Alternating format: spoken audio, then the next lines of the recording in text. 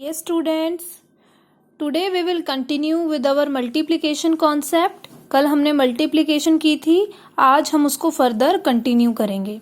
कल बेटे मैंने आपको क्वेश्चन जो करवाए थे मल्टीप्लिकेशन के वो वर्कशीट 1 और वर्कशीट 2 से रिलेटेड थे. आज जो मैं आपको करवाऊंगी मल्टीप्लिकेशन के क्वेश्चंस वो वर्कशीट 3 और 4 से रिलेटेड है. Okay, so now let's start.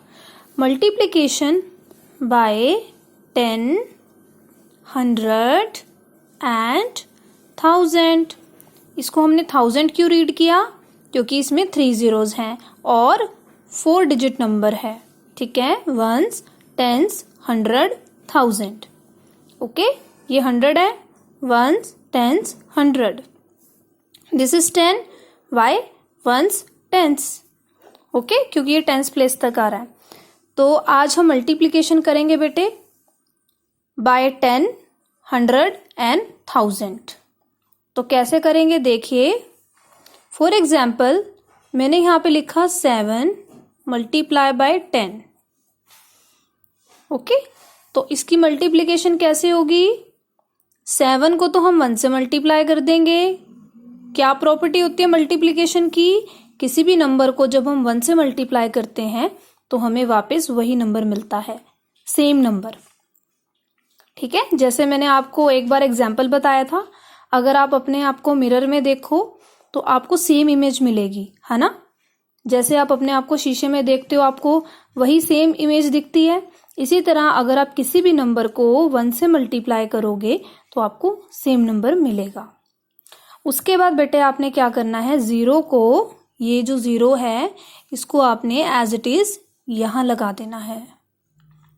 Okay, 7 को आपने 1 से मल्टीप्लाई किया, 7 आया और 0 को ऐड कर दिया 7 के आगे. ठीक है, ये क्या बन गया? 70. 7 10 जा 70.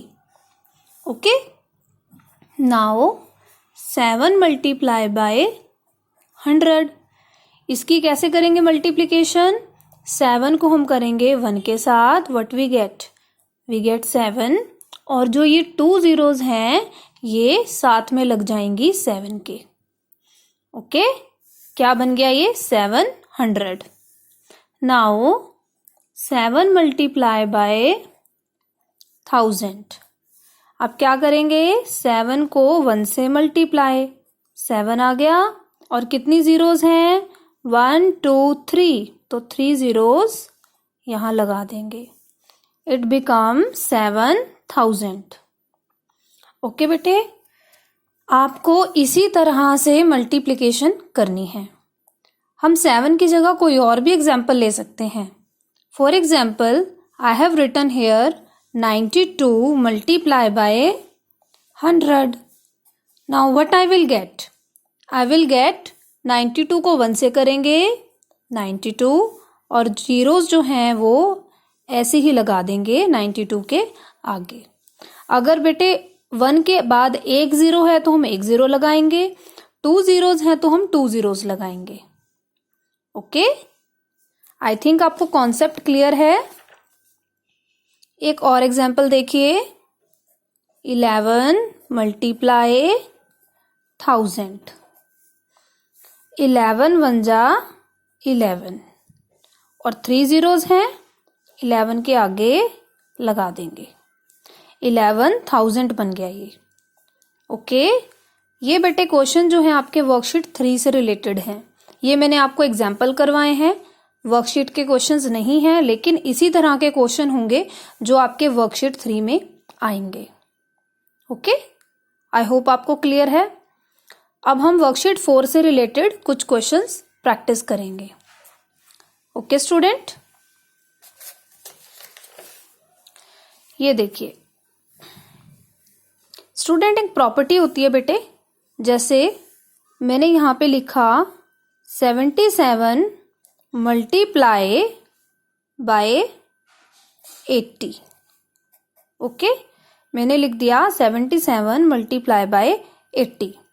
अगर बेटे मैं इसके ऑर्डर को चेंज कर दूं, ऑर्डर का मतलब क्या होता है कि इस नंबर को उठा के मैंने यहाँ पे लिख दिया और इस नंबर को उठा के मैंने यहाँ लिख दिया. लेकिन यहां पर तो हम कर नहीं सकते क्योंकि यहाँ तो हमने 77 लिखा है, यहाँ हमने 80, है ना। तो ओवरराइट तो नहीं करेंगे, इसके ऊपर तो नहीं लिखेंगे, हम यहाँ पे लिख के दिखाएंगे।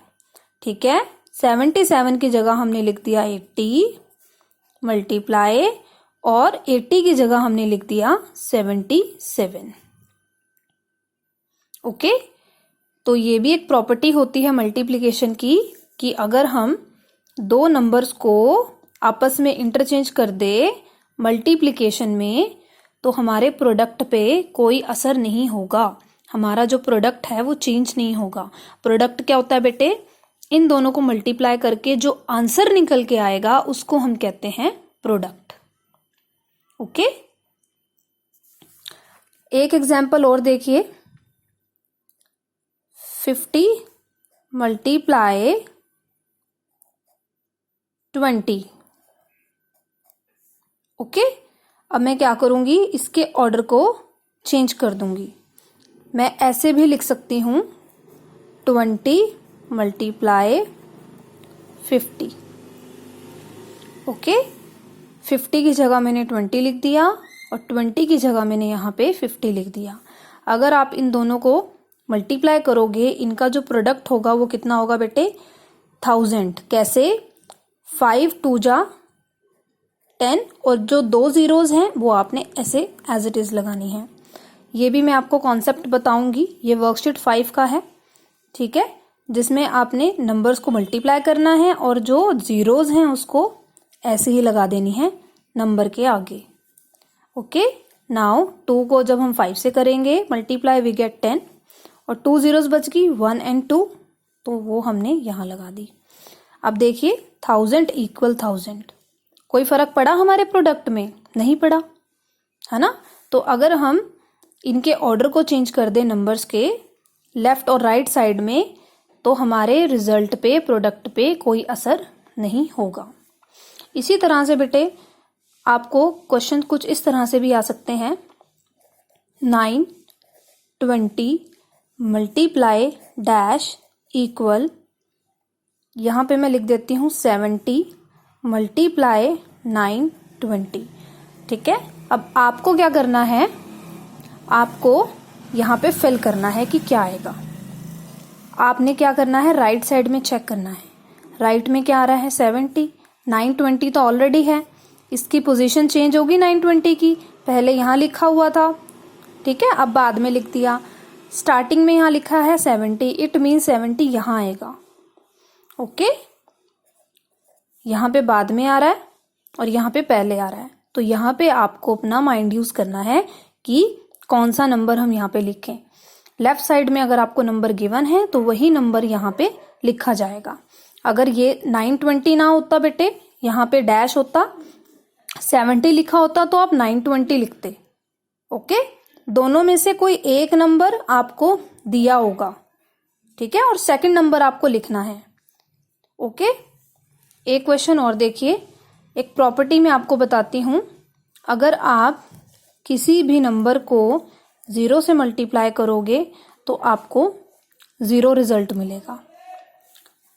ठीक है, क्योंकि 0 क्या है, खाली है, और किसी भी नंबर को खाली से मल्टीप्लाई करोगे तो वो आपको खाली नंबर दे देगा। Okay, 95 multiply 0 you get 0। ये कुछ बेटे मैंने एग्जाम्पल्स लिए हैं। ओके, आई थिंक आपको कॉन्सेप्ट क्लियर है। चलिए अब हम कुछ प्रैक्टिस क्वेश्चंस करते हैं। I will give you some practice question, मुझे करके दिखाइए और उसके बाद आपने मुझे पिक सेंड करनी है।